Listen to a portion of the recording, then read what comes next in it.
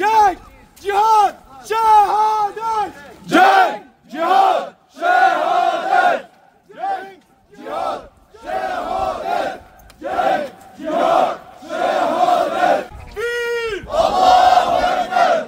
La ilahe illallah. La ilahe illallah. Muhammed Resulullah. Muhammed Resulullah. Nehirden denize özgür Filistin. Nehirde denize özgür Filistin. Nehirden denize özgür Filistin. Tekbir! Allahu Ekber. Tekbir! Allahu Ekber. Tekbir! Allahu Ekber. Tekbir. Allahu Ekber. Tekbir. Allahu Ekber.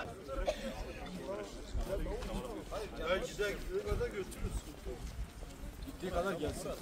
Geldiği kadar gelsin. Biraz daha bu tarafa gelsin. Hocam siz de biraz daha şöyle.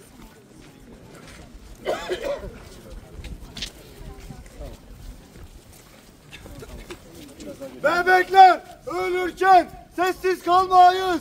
Bebekler ölürken sessiz kalmayın.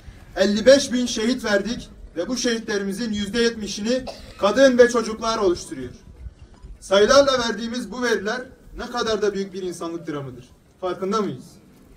Her bir kişinin şehit olması bir hayata, bir anneye, bir aileye vurulmuş darbedir. Oysa bu sayılar ne kadar da rahat dökülüyor dilimizden. Daha 2 gün önce yeni bir yıla girdiğimiz için tüm dünyada kutlamalar yapıldı. Her 10 dakikada bir çocuğun öldürüldüğü bu dünyada nefes almaya dahi utanırken yeni yıla girdik diye kutlamalar yapılması akla tutulması değil midir? Gazze'ye atılan 87 bin ton patlayıcı Hiroşima ve Nagasaki'ye atılan atom bombalarının 3 katına eşdeğerdir. Bizler Hiroşima derken bile tüylerimiz diken diken olmaya yeterken Gazze'yi neden bir film izler gibi izliyoruz?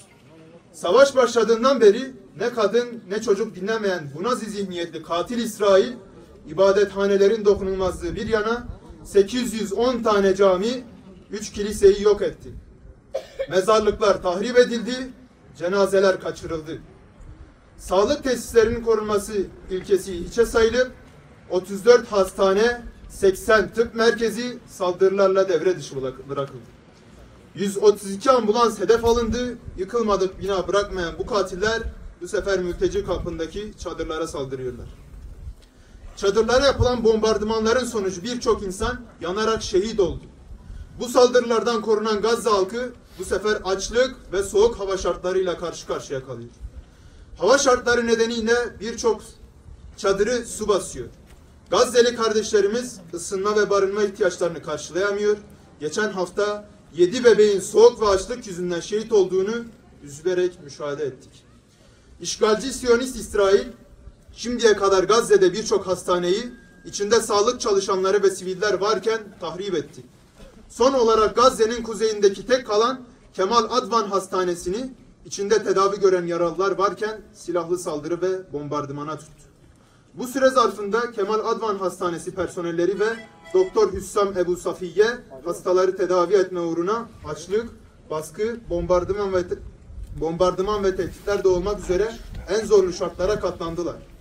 Doktor Hüssam Ebu Safiye şimdiye kadar yapılan tüm saldırılara rağmen hastanenin tedaviye devam etmesi için büyük bir çaba gösterdi. Bu yolda evladını şehit verdi.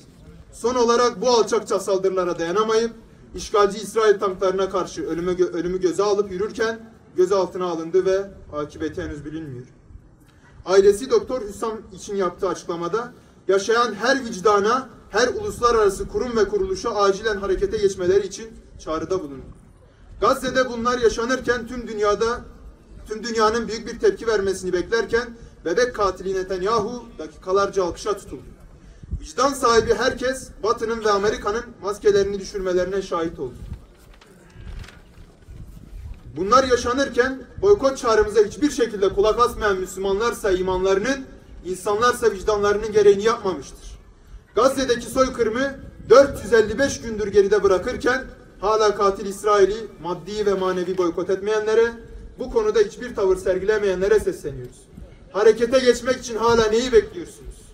bile bile katil İsrail'i haklı gören, katil İsrail'e destek veren, katil İsrail ile ticaretini kesmeyen ve ellerinde güç, imkan olduğu halde Filistin davasının yanında durmayan yetkililere Rabbimizin kelamı olan Nisa suresinin ayetleriyle sesleniyoruz. Size ne oldu da Allah yolunda ve Rabbimiz bizi halkı zalim olan bu şehirden çıkar, bize tarafından bir sahip gönder, bize katından bir yardımcı yolla diyen çaresiz erkekler, kadınlar ve çocuklar uğrunda savaşmıyorsunuz. 7 Ekim'den bu yana hem Gazze hem tüm dünyalık hem de tüm insanlık birçok acıya maruz kaldı. Gazze'li kardeşlerimizin bu azimli direnişi sayesinde dünyada birçok insan İslam ile tanıştı. Müslümanların terörist olarak görüldüğü topraklarda asıl teröristlerin kim olduğunu Gazze halkı tüm dünyaya göstermiş oldu. Gazze'li kardeşlerimiz için dini, ırkı, dili fark etmeksizin birçok insan sokaklara döküldü. Bu azimli direniş Suriye'deki mücahitlerin cesaretlenmesine katkı sağladı ve Suriye'yi vahşi Esad rejiminden kurtardı. Önce Ayasofya, şimdi Emevi Camii'nde namaz kılmak nasip oldu. Bir sonraki temennimiz Kudüs'te, ilk kıblemiz Mescid-i Aksa'da ümmetçe namaz kılmaktır. Rabbim bu günleri görmeyi bizlere nasip etsin. Amin.